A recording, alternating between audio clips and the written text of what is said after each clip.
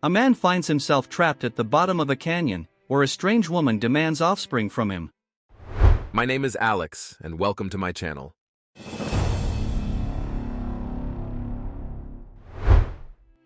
Everything starts in a desert where a lone child stumbles along, gnawing on a human finger and searching for his mother. A few miles away, a car drives down a road that soon leads to a dead end. The road ends in the middle of the desert.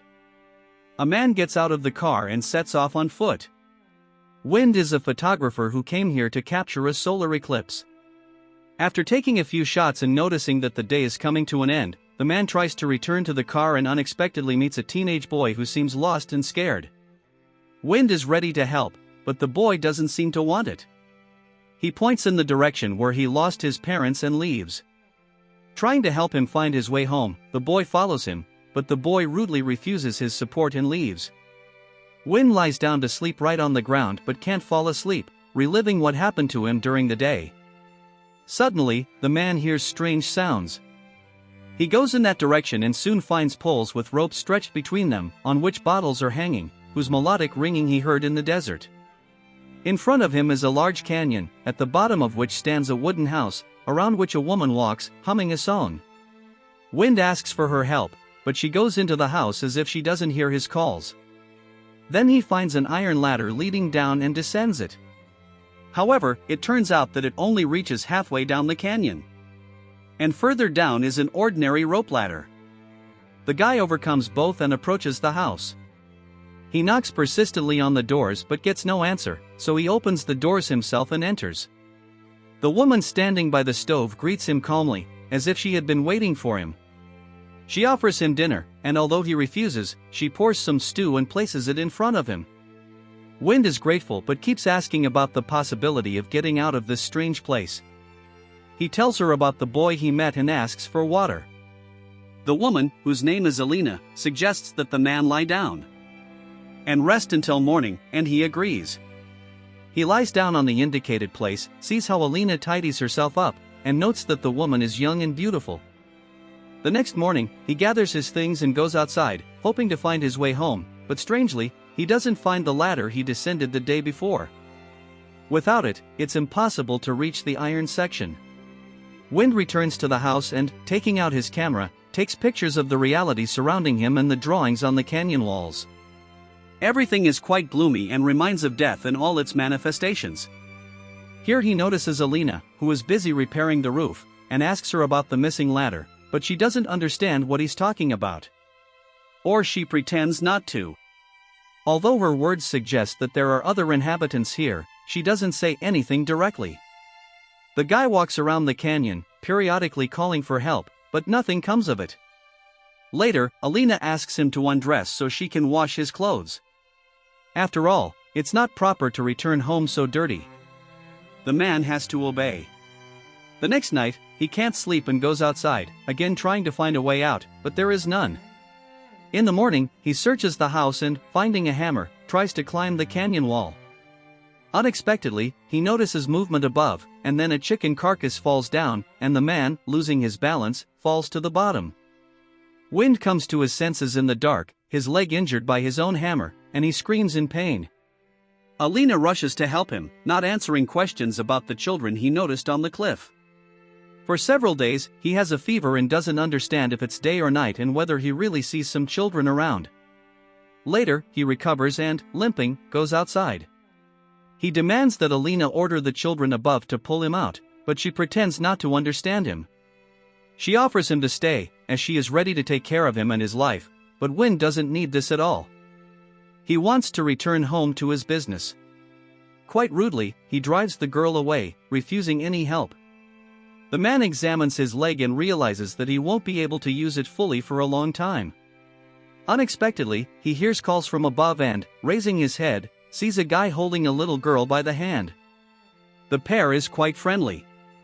They ask what they can help with and, learning that he wants to go up, the guy promises to bring ropes and pull him out of here with the help of a winch that he has. But before leaving, he asks quite strange questions about what color is his favorite. Wind names red and begs to pull him out quickly. The guy and the girl leave, and Wind checks the presence of a wallet in his pocket, not intending to return for other things. Here from above a rope falls, and the guy from yesterday advises him to tie it tightly, which he does. They pull him up, and the man already anticipates a quick release. But approximately in the middle of the way the rope stops. The guy hanging over the canyon screams and then tries to climb up the rope himself, but there is not enough strength. And he hangs under the merciless rays of the sun. He comes to his senses from the moisture, but raising his head, he sees a guy who is watering him from his hose, mocking the helpless person. Here on the edge appear even more such insane children, from the smallest to quite adults.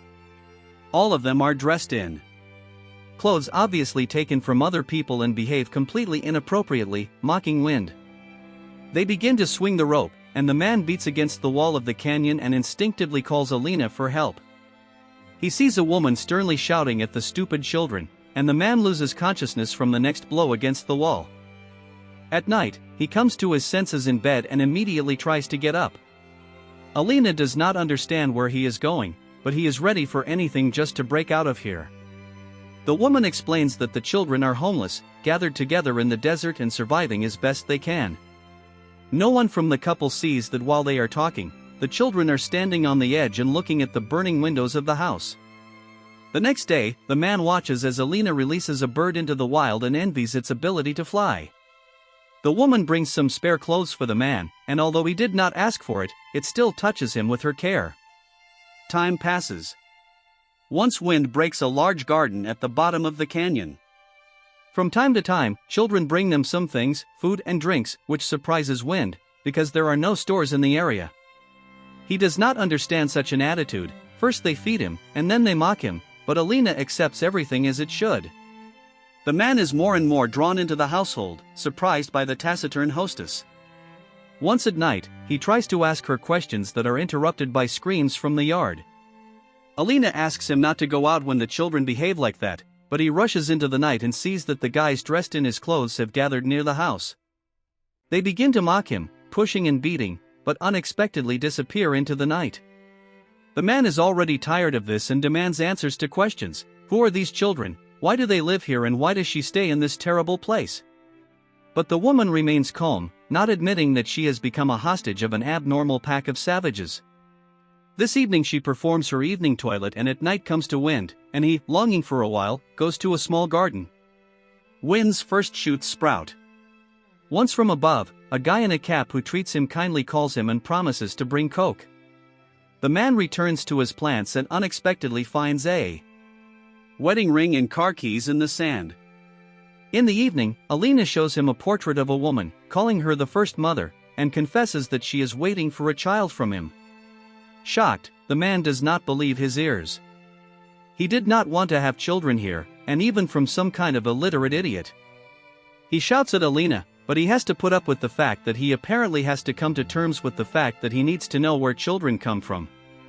And in the morning he sees his garden plot ravaged by local birds, but Alina readily helps him revive the plantings, which causes his gratitude. Gradually, life in the house comes to some kind of order. The girl keeps the house, and Wind is engaged in running, working out his leg. Once again, a guy in a cap comes. He very much asks Wind to help Alina, because she will have a child, and this means that a doctor is needed. The man asks the guy to bring a rope and something heavy to make a counterweight.